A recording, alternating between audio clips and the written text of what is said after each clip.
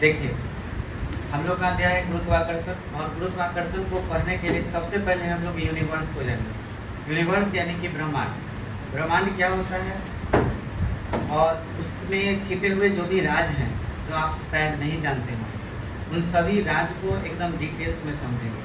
ठीक है, इसमें कई ऐसे सवाल आपके क्लियर होंगे जो इन फ्यूचर आप किसी एंट्रेंस एग्जाम में बैठेंगे तो आप ज़रूर उसको बना पाइएगा। बहुत ही अच्छे अच्छे प्रश्न आपको जानने को मिलेंगे, अच्छी अच्छी चीज़ें आपको जानने को मिलेगी, इस पूरे दुनिया के बारे में, इस पूरे यूनिवर्स के बारे में जानने को मिलेगा, तारों के बारे में जानने को मिलेगा। बचपन से हम लोग का ये इच्छा रहता है, जब एक छोटा बच्चा धीरे धीरे बड़ा होता है और जब आसमान में ऊपर की तरफ देखता है तो आसमान में ऊपर की तरफ उसे तारे टिमटिमाते हुए जब नज़र आते हैं तो अपने पापा से पूछता है कि पापा वो क्या है। तो पापा बोलते हैं कि बेटा वो तारा है। तो तारा क्या होता है? तो बेटा तुम्हारे दादाजी जब मर जाएंगे या मैं मर जाऊँगा तो वो जाके बन जाते हैं तारा। हम लोग यहाँ से जो है ना, मर जाने के बाद वहीं पे चले जाते हैं। तो इसका मतलब पापा मैं भी एक दिन बन जाऊँगा। तो हाँ, सब कोई को बनना है। ऐसी कहानियों में उलझा करके और बच्चों को जो है, बच्चों को इस तरह से संतुष्ट किया जाता है। बच्चे भी मान लेते हैं कि हाँ ऐसा ही होता है, पर ऐसा सच में नहीं होता है। ठीक है, तारा क्या होता है, यूनिवर्स क्या होता है, पहले इस चीज़ को समझो। ये यूनिवर्स, जो चीज़ तुम देख पा रहे हो और जो चीज़ नहीं देख पा रहे हो, जो है और जो नहीं है, दोनों चीज़, पूरा यूनिवर्स। अगर तुम ऊपर जितना तक देख पा रहे हो, तारों को देख पा रहे हो, सूर्य को देख पा रहे हो, हर वो चीज़ जो तुम सामने या जो भी चीज़ों को देखते हो वो सब यूनिवर्स है, ब्रह्मांड है। इस ब्रह्मांड को आज तक कोई भी अच्छे तरह से पूरे डिटेल्स में नहीं जान पाया है कि ब्रह्मांड एक्चुअल में है क्या, कहाँ इसका लास्ट छोर है, कहाँ ये समाप्त होता है, कोई नहीं जानता है। तुमको आज जानना है थोड़ा बहुत इसके बारे में, जो जानकारी आज तक साइंटिस्ट लोगों ने यानी कि मनुष्यों ने जानकारी हासिल की है इसके प्रति, उन सभी चीज़ों के बारे में जानकारी हासिल करना है। और धीरे धीरे हम सारे टॉपिकों को बताते हुए हम इस जगह पर भी पहुँचेंगे, गुरुत्वाकर्षण पर। तो शुरुआत करते हैं सबसे पहले कि जो चीज़ हम लोग देखते हैं जैसे कि तारा, ये तारा होता क्या है। आप सूर्य के बारे में देखिए तो सूर्य भी एक प्रकार का तारा है। आप तो सुने होंगे, कितने लोगों ने बताया होगा कि बाबू सूर्य भी एक तारा है, वहाँ कोई ज़मीन नहीं है जिस पर कोई जा करके या कुछ ढेला चला दोगे तो टकरा जाएगा फिर या उसी जगह रह जाएगा। वो गैस, जिस तरह से हवा एक गैस है, गैस का मिश्रण है, गैसों का मिश्रण है, वैसे ही हर तारा गैस है। और वो कौन सा गैस है? तो वो गैस हाइड्रोजन है। हाइड्रोजन गैस जो होता है, अब आप पढ़े होंगे, साइंस के हिसाब से हम लोग सोचते रहेंगे, समझते रहेंगे और बातों को समझेंगे। आप जानते हैं अच्छी तरह से कि दुनिया में कोई भी चीज़ को अगर ठंडा किया जाए तो संकुचित होता है, इकट्ठा होता है, स्टोर होता है। जैसे आप ऑक्सीजन गैस को लेके, ऑक्सीजन गैस को अगर खूब ठंडा करेंगे तो वो लिक्विड बन जाएगा, द्रव बन जाएगा। वैसे ही हाइड्रोजन गैस, अगर हम इसे संकुचित ठंडा करें तो पहले तो ये एक जगह नज़दीक आना शुरू करेंगे, उसके बाद ज़्यादा ठंडा करेंगे, बहुत ज़्यादा ठंडा करेंगे, माइनस में टेम्परेचर बढ़ाते जाएंगे माइनस में, तो वो लिक्विड फॉर्म में आ सकता है। दुनिया का कोई भी गैस हो, अगर उसे आप बहुत ठंडा करते चले जाएं, टेम्परेचर माइनस में करते चले जाएं, तो वो पानी जैसा बन जाएगा, द्रव हो जाएगा, लिक्विड हो जाएगा। इससे अंदाज़ा लगा सकते हैं कि अगर तारा एक गैस है, मतलब गैसों का भंडार है अगर तारा, तो वहाँ से आग कैसे निकलता होगा, इतना ज़्यादा लाइट सूरज से यहाँ पर कैसे पहुँच जाता है, तारों का प्रकाश भी यहाँ टिमटिमाते हुए यहाँ पहुँच जाता है, कैसे?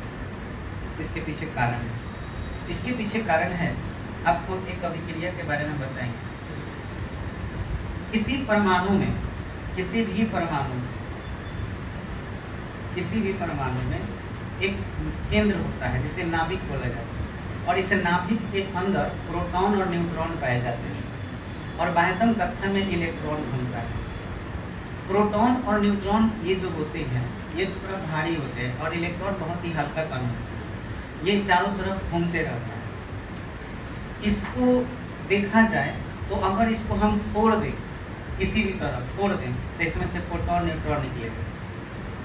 अफसोस कि हमारे पास इतनी क्षमता नहीं है कि हम इसको फोड़ दें, लेकिन हाँ, अगर इसका साइज बड़ा होता, बड़ ढेला तोड़ने में कोई दिक्कत नहीं है, उसमें थोड़ा आसानी होगा, लेकिन छोट ढेला होता तोड़ने में बड़ा दिक्कत। यूरेनियम 235 का नाम सुने हो, इसका मतलब है हुआ कि 235 टोटल प्रोटॉन और न्यूट्रॉन मिला के वो ऐसा परमाणु है जिसके अंदर 235 को कण है, जिसमें से आधा कण लगभग प्रोटॉन है और आधा कण न्यूट्रॉन है इसके अंदर। इतनी बड़ ढेला होगा। इस चीज को रेडियो एक्टिव पदार्थ कहा जाता है, रेडियो एक्टिव। अब इसका मतलब क्या होता है आगे पढ़ेंगे, लेकिन अभी जान लीजिए रेडियो एक्टिव का मतलब हुआ कि ऐसे जो परमाणु होते हैं ये अपने में से कुछ ऐसा चीज निकालते हैं जो मनुष्यों को दिखाई नहीं देता है, जिसे हम मान लेते हैं विकिरण, विशेष किरण। सामने रखा हुआ है, अगर ये यूरेनियम है तो इसमें से कुछ ऐसा चीज निकलेगा जो तुम्हें दिखाई नहीं देगा, लेकिन तुम्हारे शरीर में जाएगा तो तुम्हारे शरीर को नुकसान करेगा, कैंसर का बीमारी करेगा। इसी को रेडिएशन कहा जाता है और इस पदार्थ को रेडियो एक्टिव पदार्थ कहा जाता है। और इसके नाभिक पर अगर हम किसी चीज का अटैक करवाएं और इसको फोड़ दें तो ये फूट सकता है। जब लेकिन फूटेगा ना, तो जैसे सूरज से प्रकाश निकलता है, बहुत ज़्यादा लाइट आता है, उसी तरह का इसमें से लाइट निकलेगा, बड़ी बेजोड़ लाइट। यानी कि समझ रहे होंगे कि ये फूटेगा, अगर ये फूटा तो बहुत ज़्यादा लाइट, बहुत ज़्यादा ऊर्जा, बहुत ज़्यादा गर्मी निकलेगी। और इसी को परमाणु बम कहा जाता है। परमाणु बम का मतलब क्या होगा? इस तरह के नाभिक को फोड़ना। बात बुझा? बड़ा नाभिक है, फूट गया, बहुत ज़्यादा गर्मी निकला। एक परमाणु बम अगर कहीं फूट गया, इतना ज़्यादा ताप बढ़ जाएगा, इतना ज़्यादा ताप बढ़ जाएगा कि सारी चीज़ें लवले पिघल जाएगी। ये परमाणु बम का कंसेप्ट। तो ये देखो, ये एक भारी सा नाभिक था। ये कैसा नाभिक था? भारी नाभिक था। ये भारी नाभिक जो है टूटेगा तो छोटा छोटा नाभिक में टूटेगा। तो जब कोई नाभिक टूटता है तो इसको कहा जाता है नाभिकीय विखंडन। बात बुझाया? जब कोई नाभिक टूटेगा तो इसको क्या कहेंगे? नाभिकीय विखंडन। इसके उल्टा सोचो, छोटा छोटा नाभिक आके सट जाए तो इसका नाम होगा नाभिकीय संलयन। बात बुझाया? मजेदार बात ये है, जो आपको हम ये बोले कि एक पेड़ है, उसका टहनी को तोड़ के लिया, तोड़ दो, अब कहीं जाके जोड़ दो, तो जोड़ना आसान है कि तोड़ना आसान है? तोड़ना आसान है, जोड़ना आसान नहीं है। उसी तरह से इसको फोड़ना आसान है जोड़ने की अपेक्षा। यानी कि जब ये एक बार उठ जाएगा तो फिर से हम यूरेनियम बनाने के लिए इतना ऊर्जा चाहिए, इतना जो ऊर्जा चाहिए, इस पृथ्वी पर कहीं भी इतना ऊर्जा नहीं। समझ में आया? यानी कि इस पृथ्वी पर नाभिकीय संलयन की क्रिया कहीं भी नहीं कराई जा सकती है। कोई पूछे कि नाभिकीय संलयन पृथ्वी पर कोई साइंटिस्ट अब तक करवाया है क्या? करवाया जा सकता है? क्या कहो? इतना पृथ्वी पर कहीं ऊर्जा ही नहीं है। जिस दिन ये हो जाएगा पृथ्वी खत्म हो जाएगा। किसी भी एक लोकेशन पर तुमको कहीं भी बेंच टेबल कहीं भी लुकाओगे कोई फर्क नहीं पड़ेगा, सब खत्म एक ही बार में, पृथ्वी ही खत्म। नाभिकीय संलयन, तो नाभिकीय संलयन के बेस पर जो बम बनेगा आने वाले फ्यूचर में, वो बम ऐसा होगा कि वो ग्रह को खत्म कर देगा। एक ग्रह पर चला दो, ग्रह खत्म। अगर किसी सीधे थोड़ा सा कल्पना करो कि कोई दूसरा ग्रह है जहाँ पर इंसान रहते हैं या इंसान जैसे लोग रहते हैं, जिसको हम एलियंस बोलते हैं, वो अगर बम बना लेता है, जिसे हम हाइड्रोजन बम बोले, इसी को हाइड्रोजन बम बोला जाता है, जो नाभिकीय संलयन के बेस पर है। अगर ऐसा है और वो हमारे पृथ्वी पर फेंक दिया, पृथ्वी खत्म, एक झटका। तो नाभिकीय संलयन जो है बहुत ही भयानक प्रक्रिया है। और नाभिकीय विखंडन, ये दोनों है। नाभिकीय विखंडन परमाणु बम भी कम नहीं है। परमाणु बम अगर किसी शहर में ब्लास्ट हुआ तो इसका सीधा मतलब है परमाणु बम का सर्वनाश, महासर्वनाश। एक बम फटा, सर्वनाश ही होगा, कुछ को नहीं बचेगा। तुम कहीं लुका जाओ, जमीन के अंदर 10 फीट 15 फीट कोड़ियों के अगर घर और बना के उसमें रहेगा वो भी नहीं बचेगा भाई। परमाणु बम फटा मतलब खत्म। बोलो, क्लियर हुआ बात इतना? तो नाभिकीय संलयन और नाभिकीय विखंडन में तुम समझ गए। नाभिकीय संलयन का मतलब क्या होता है? नाभिकों का जुड़ना, हल्के नाभिकों का। और नाभिकीय विखंडन का मतलब होता है नाभिक, भारी नाभिक का टूटना। एक तारा के अंदर क्या होता है? तो उसके अंदर हाइड्रोजन गैस जल रहा होता है। और जब हाइड्रोजन हाइड्रोजन जल रहा होता है तो उनको इतनी ज़्यादा ऊर्जा मिल जाती है, इतनी ज़्यादा जितना पृथ्वी पर भी नहीं है, और वो हाइड्रोजन हाइड्रोजन एक दूसरे से चिपक जाते हैं। और सोचो, एक हाइड्रोजन अब एक हाइड्रोजन चिपकेगा, मिलेगा, तो 2 परमाणु मिल रहे हैं आपस में, और एक हाइड्रोजन में यहाँ पर एक प्रोटॉन होता है, एक और हाइड्रोजन है, एक प्रोटॉन इसके पास भी, ये 2 को मिलेगा तो 2 को प्रोटॉन बनेगा कि नहीं? 2 को प्रोटॉन तो सिर्फ हीलियम में ही पाया जाता है। इसका मतलब ये 2 हाइड्रोजन मिल के कौन सा रूप धारण कर लेंगे? बोलो, यहाँ नाभिकीय संलयन हुआ कि विखंडन हुआ? नाभिकीय संलयन हुआ। तो तारा में यही प्रक्रिया होता है। आपसे पूछा जाए सूर्य में कौन सा प्रक्रिया होता है? नाभिकीय संलयन।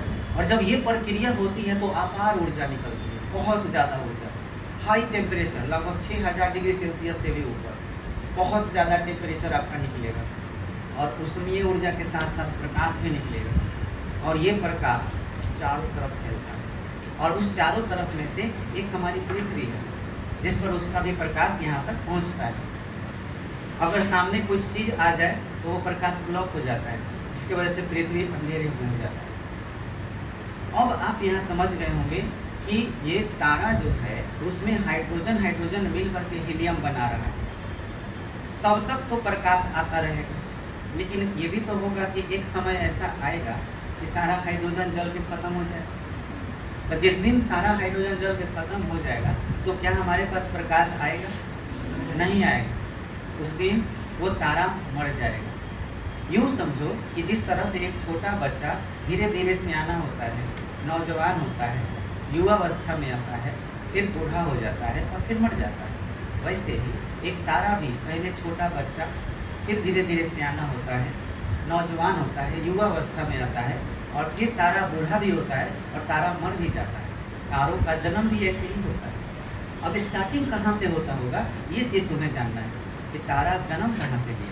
तो इसके पीछे कहानी को समझो। हमारे यूनिवर्स में, हमारे पूरे यूनिवर्स में अलग अलग जगहों पर बहुत हाइड्रोजन गैस के सोर्स करोड़ों किलोमीटर तक फैले हुए हैं। ये कहाँ से आया नहीं पता, ठीक है, फिलहाल के लिए। लेकिन हम तुम्हें ये बोल रहे हैं कि इस यूनिवर्स में, आसमान में बहुत ऊपर तक चले जाओ, यूनिवर्स में चले जाओ, अलग अलग जगहों पर करोड़ों करोड़ों किलोमीटर की दूरी पर हाइड्रोजन गैस बहुत मात्रा में फैला हुआ है। और जब वहाँ पर प्रकाश नहीं पहुँचता होगा, यानी उष्मीय ऊर्जा नहीं पहुँचती होगी, तो वहाँ का टेम्परेचर माइनस में होता है, निगेटिव होता है टेम्परेचर। तो सुने होंगे 0 डिग्री सेल्सियस पर बर्फ़ जो है पिघलता है, यानी कि माइनस अगर 1 डिग्री सेल्सियस हो तो बर्फ़ नहीं पिघलेगा। देखो बर्फ़ कितना ठंडा है, समझ में आया। अब आपका निगेटिव टेम्परेचर लगभग -173 डिग्री सेल्सियस, सोच सकते हो, -173 डिग्री सेल्सियस। -50 पर आदमी के हड्डी तो खत्म हो जाता है, -50 डिग्री सेल्सियस हड्डी में 900 सब जम जाता है, तो -173 पर सोच सकते हो क्या होगा। इतना कम तापमान पर क्या होता है कि हाइड्रोजन जो करोड़ों करोड़ों किलोमीटर की दूरी पर चारों तरफ फैले हुए हैं, वो क्या होगा आप बताइए। निगेटिव टेम्परेचर पर कोई चीज़ संकुचित होता है कि फैलता है? संकुचित होता है। तो वो सारे हाइड्रोजन धीरे धीरे क्या होंगे? संकुचित हो गए, इकट्ठा होंगे। इकट्ठा होना ये शुरू कर देते हैं। यहाँ से शुरू हो रहा है कहानी तारा का। ये तारों का बनने का कहानी शुरू है, यहाँ से तारे बनना शुरू होते हैं। इस तरह से हाइड्रोजन इकट्ठा होते जा रहा है, बहुत ज़्यादा मात्रा में, एक जगह मात्रा में हाइड्रोजन गैस इकट्ठा हो गया। ये करोड़ों वर्षों तक चलता रहेगा ऐसे करके। जब इतना सारा इकट्ठा हो जाएगा, इसके बाद आप सोचिए कि जब बहुत सारे छोटे छोटे गैस के कण काफ़ी इकट्ठे हो जाएंगे, काफ़ी इकट्ठे, और बहुत दिनों तक रहेंगे, उनमें हलचल होता रहेगा। हाइड्रोजन गैस आ रहा है, हल्का फुल्का गति हो रहा है।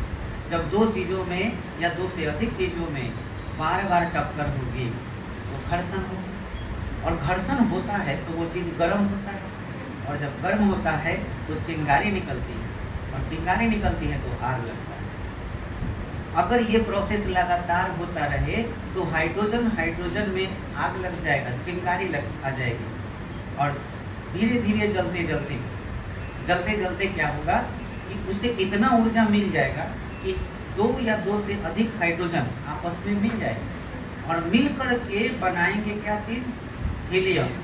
जैसे ही एक हीलियम दूसरे हीलियम से मिलता है और क्या बनाता है, हीलियम, एक बहुत बड़ा ऊर्जा का सोर्स निकलता है, बहुत ज्यादा ऊर्जा। यहाँ पे इंटरेस्टिंग बात है कि पहली बार जब ये घटना होती है, हीलियम बनता है तो बहुत ज्यादा मात्रा में ऊर्जा मिलेगा। अब सोचो इतना के आसपास जितना भी हाइड्रोजन होगा वो सब भी क्या करेंगे, वो सब भी हीलियम बनाएंगे और धीरे धीरे हीलियम बनाना क्या करेंगे, शुरू करेंगे। और इस तरह से वहां से क्या निकलेगा, प्रकाश, और प्रकाश निकलना शुरू। जब प्रकाश निकलना शुरू हो जाएगा तो चारों तरफ प्रकाश फैलेगा और उसी को हम लोग कहते हैं तारा।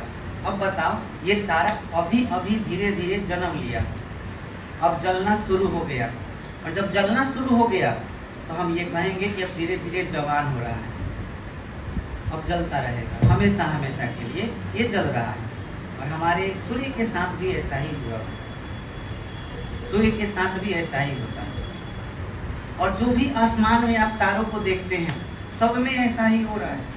वहाँ पे जितने भी हाइड्रोजन है वो सब क्या है, जल रहे हैं, और जल करके क्या बना रहे हैं, हीलियम, और उससे आ रहा है क्या चीज, प्रकाश। ये बात समझ पा रहे हैं? ये कब तक चलता रहेगा, ये प्रकाश कब तक आता रहेगा, जब तक उसमें का हाइड्रोजन पूरी तरह से खत्म नहीं होगा। आज से लगभग 5 करोड़ बार, 5 करोड़ वर्ष बाद, समझ में आया, लगभग 5 करोड़ वर्ष के बाद तुम्हारा सूर्य जो है इसका सारा हाइड्रोजन खत्म हो जाएगा। ऐसा ये हमारे साइंटिस्ट लोगों ने काउंटिंग करके बताया। इसका मतलब ये हुआ कि वो तारा भी खत्म हो जाएगा।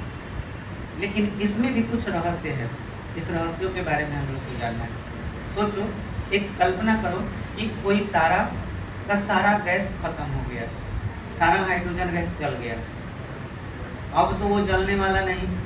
तो उस अवस्था में जब पूरा तारा का हाइड्रोजन गैस खत्म हो जाता है, वो हीलियम में कन्वर्ट हो गया होता है, एक गोला बहुत बड़ा सा, तो उस अवस्था को हमारे साइंटिस्ट लोगों ने एक नाम दिया है जिसका नाम है लाल दानव अवस्था। एक तारा का जब हीलियम पूरा हाइड्रोजन गैस खत्म हो जाता है, जल चुका होता है, तो ये अवस्था जो होती है वो लाल दानव अवस्था। इसी को हम कहेंगे कि बुढ़ापा आ गया है तारा का, तारा मरने वाला है, मरने के कगार पर। जब तक जल रहा है, आधा जल गया, कभी कहेंगे कि हाँ अभी जवानी बरकरार है, तो धीरे धीरे और जलते रहेगा, खत्म होने के कगार पर होगा तो बुढ़ापे की ओर अग्रसर है। और जब पूरा खत्म हो जाएगा तो हम कहेंगे लाल दानव, इंग्लिश में बोलते हैं red giant mode, red giant mode. आप अच्छी तरह जानते होंगे दानव यानी कि राक्षस। राक्षस शब्द काहे इस्तेमाल हुआ है, दानव शब्द काहे इस्तेमाल हुआ है, इसके पीछे भी लॉजिक है, कारण। क्या कारण है सुनो। यहाँ तक तो हमारे साइंटिस्ट लोग पता लगा लिए, लेकिन आगे का बात बहुत ही सोचने वाला था। ये प्रॉब्लम थी कि अगर ये रेड जियंट मोड में कोई तारा आ जाता है तो उसके बाद क्या होगा, ये क्वेश्चन सबके लिए बना हुआ था। कुछ ऐसी घटनाएं घटी हैं जिसका जवाब किसी के पास नहीं था बहुत पहले। जैसे किसी साइंटिस्ट को कोई एक्सपेरिमेंट करने के लिए अंतरिक्ष में जाना है, स्पेस यान से गया और वो स्पेस यान वापस लौटा ही नहीं, गायब हो गया। लाइक मान के चलो हमारे अर्थ से कोई स्पेस यान, कुछ साइंटिस्ट जा रहे हैं, जाते जाते बीच रास्ते में अब सबको हम अपने कंप्यूटर के जरिए ट्रेस कर रहे हैं कि हाँ यान यहाँ हाइट पर पहुँचा है, यहाँ पहुँचा है, यहाँ पहुँचा है, यहाँ गायब। कंप्यूटर में दिखा रहा है कि यान अब ही नहीं। आज तक नहीं, मतलब उस वक्त किसी को पता ही नहीं चलता कि ये साइंटिस्ट गए कहाँ, खत्म हो जाता था कहाँ। पता साइंटिस्ट तो साइंटिस्ट, वो यान का भी पता नहीं चलता था, यान गायब। ये कैसे हो सकता है, अंतरिक्ष में ऐसा क्या है कि कोई जाता है और गायब हो जाता है? कोई तो ऐसा चीज होगा जो गायब हो जाता होगा, जिसके वजह से ये समस्याएं थी। लोगों को लगता था कि कहीं दूसरी दुनिया में तो नहीं चला गया, कुछ तो ऐसा चीज है क्या, हमारी जैसी कोई अदृश्य दुनिया है क्या, कि वहां जाने के बाद वो गायब हो जाता होगा, कुछ तो ऐसा चीज हो सकता है। ये सब सवाल बहुत खड़े हो रहे थे, बहुत सारे उत्पन्न होते जब ये सब चीजें हो रही थी। तो एक साइंटिस्ट थे, हमारे ही देश के थे। बहुत ही अच्छी बात यह है कि हमारे देश के साइंटिस्ट, उनका नाम था चंद्रशेखर। चंद्रशेखर नाम के साइंटिस्ट ने रेड जिएंट मोड के बाद के बारे में बताया क्या होगा, और सारा ये सब चीज जो बता दिए, तो बता देने के बाद गायब होने वाला बात भी समझ में आ गया कि आखिर ये स्पेस यान गायब कहाँ हुआ, कैसे गायब हो जाता होगा।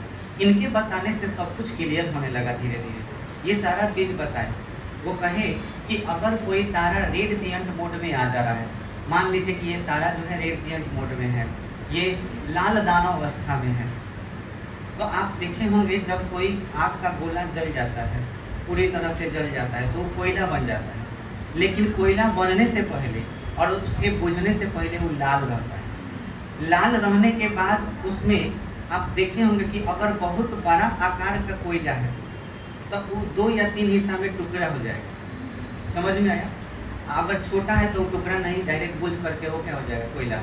ऐसे उसी तरह से समझिए कि अगर कोई तारा बुझ गया है पूरी तरह से, ये बुझ गया है, तो इसमें होता क्या है कि ये धीरे धीरे अपने आप फैलने लगता है।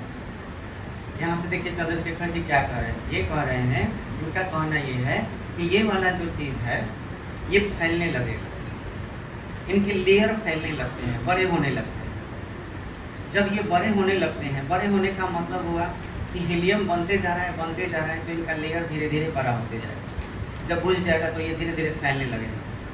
जब ये फैल रहा होता है, ये लेयर जब फैल रहे होते हैं, तो उस समय इस तारा का नाम कुछ और रखा गया, क्योंकि उस समय ये लगभग वाइट कलर का हो जाता है, लगभग वाइट जैसा। समझ में आया? तो उस कंडीशन में इसको श्वेत वामन तारा कहा जाता है। श्वेत वामन तारा, यानी अब आपसे पूछा जाए कि श्वेत वामन तारा से आप क्या समझते हैं, आपको सीधे बोलना है कि रेड जिएंट मोड के बाद जो तारा बनता है वो तारा क्या है, श्वेत वामन तारा। कुछ देर के बाद, कुछ सालों तक ये प्रक्रिया चलती रहती है, फिर ये सब बुझ जाता है, और बुझ जाने के बाद ये धीरे धीरे गायब होने लगता है, काला टाइप का दिखने लगता है। काला टाइप का जब दिखने लगता है तो इसका नाम पड़ गया कृष्ण वामन तारा। यानी कि आपसे पूछा जाए कृष्ण वामन तारा कब बनता है, तो श्वेत वामन तारा के बाद। बात बुझाया? और इसके बाद इन्होंने कहा कि इस तारा का आगे का जो कहानी है ये बहुत इम्पोर्टेंट है। ये जो है अगर टुकड़ा होगा, इसका मृत्यु होने वाला होगा, तो ये डिपेंड करेगा कि इसका द्रव्यमान क्या है। द्रव्यमान पर इसका मृत्यु निर्भर है, ये मरेगा कैसे, तो ये डिपेंड करेगा कि ये कितना द्रव्यमान करेगा। अगर बहुत ज़्यादा द्रव्यमान होगा इस तारा में, यानी कि बहुत ज़्यादा हाइड्रोजन गैस पहले इकट्ठा हुआ होगा, बहुत ज़्यादा का द्रव्यमान में होगा, तो उस कंडीशन में इसका टुकड़ा होगा, ये टुकड़े हो जाएंगे। और अगर इसका द्रव्यमान छोटा रहेगा तो ये अपने आप नाचने लगेगा। बात समझ में आया? अपने ही जगह पर ये नाचते नाचते खत्म हो जाएगा, गायब हो जाएगा। तो जब बहुत छोटा मात्रा में होगा तो उस कंडीशन में इसको पल्सार कहा जाएगा। बात समझ में आई? अब कोई आपसे कुछ पूछे कि पल्सार क्या है, तो पल्सार आपको बोलना है क्या है कि तारा जब कम द्रव्यमान का होगा रेड जिएंट मोड के बाद, तो उसी को क्या कहेंगे, पल्सार। ज़्यादा द्रव्यमान का होगा तो उसका टुकड़ा होगा। बात समझ में आया? अब उसके जो टुकड़े होंगे, तो टुकड़े होने के बाद उन टुकड़ों में एक खास बात, जब सब कुछ जल जाएगा, टुकड़ा हो जाएगा, तो उसके जितने भी परमाणु होंगे, यानी हीलियम के जितने भी परमाणु होंगे, इनमें पाए जाने वाले इलेक्ट्रॉन और पाए जाने वाले प्रोटॉन, इस पृथ्वी पर आपने पढ़ा, आपको सिखाया गया होगा बहुत पहले कि प्रोटॉन और इलेक्ट्रॉन में क्या होता है, आकर्षण। क्योंकि ये पॉजिटिव चार्ज है और ये नेगेटिव चार्ज है। परमाणु के नाभिक में इलेक्ट्रॉन घूमते रहता है, और यहाँ पे क्या रहता है। अब ये एक दूसरे को खींचते हैं लेकिन ये नाचते रहते हैं हमारे इस पृथ्वी पर। और गजब का खेल देखो, कुदरत का करिश्मा देखो, ऊपर तारों में ऐसा नहीं होता है। जब तारा में ये चीज़ जब ये मतलब कि ब्लास्ट हो जाता है, टूट जाता है, कोई तारा मरने के कगार पे होता है बहुत उच्च द्रव्यमान वाला, तो उसमें प्रोटॉन इतना जोर से इलेक्ट्रॉन को खींचता है, इतना जोर से कि फार फूर के एकदम नाभिक में पहुंच जाता है। अब बताओ, प्रोटॉन पे प्लस चार्ज, इलेक्ट्रॉन पर माइनस चार्ज। सोचो यहाँ पृथ्वी पर ऐसा हो जाए तो सब कुछ एक ही बार में समान, क्योंकि हम सभी तो परमाणु से ही बने हैं, एक ही बार में खत्म। तो बताओ क्या बच जाएगा, सोच के बताओ। न्यूट्रॉन बच जाएगा। हमारा शरीर भी खत्म, हमारे शरीर से ऊर्जा निकलेगी और सिर्फ क्या बच जाएगा। तो बोलो, प्रोटॉन जब इलेक्ट्रॉन के पास आ जाएगा तो प्रोटॉन इलेक्ट्रॉन खत्म होता है, एनर्जी में कन्वर्ट हो गया। अब ये एनर्जी में कन्वर्ट हो गया, इलेक्ट्रोमैग्नेटिक वेव निकलेगा इससे, तो बचेगा केवल क्या चीज, न्यूट्रॉन। तब उस तारा को याद करो, पढ़ा होगा सब, न्यूट्रॉन तारा कहा जाता है। समझ में आया।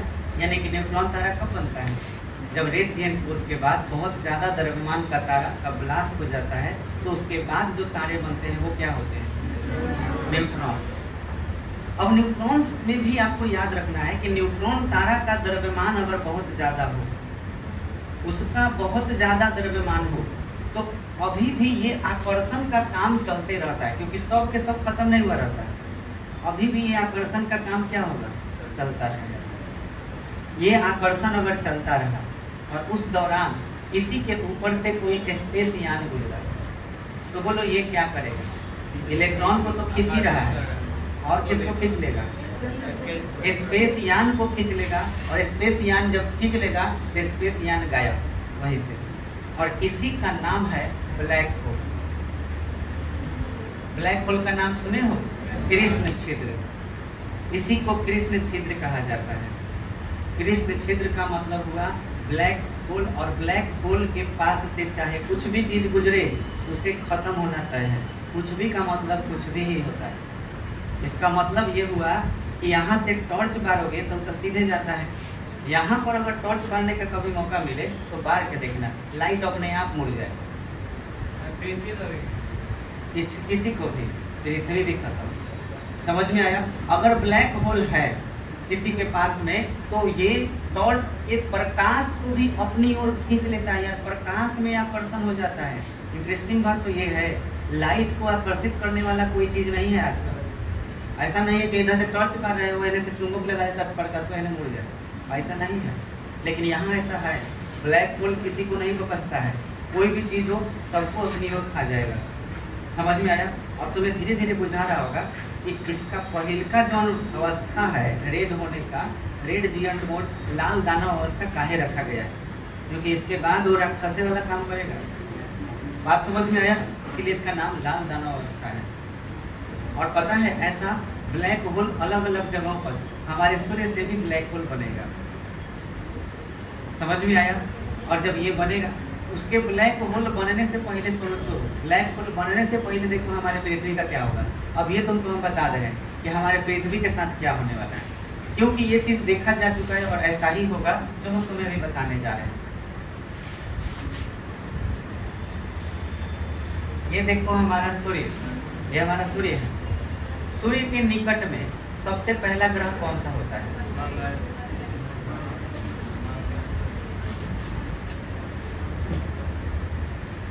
सूर्य के निकट में सबसे पहला ग्रह बुध ग्रह होता है।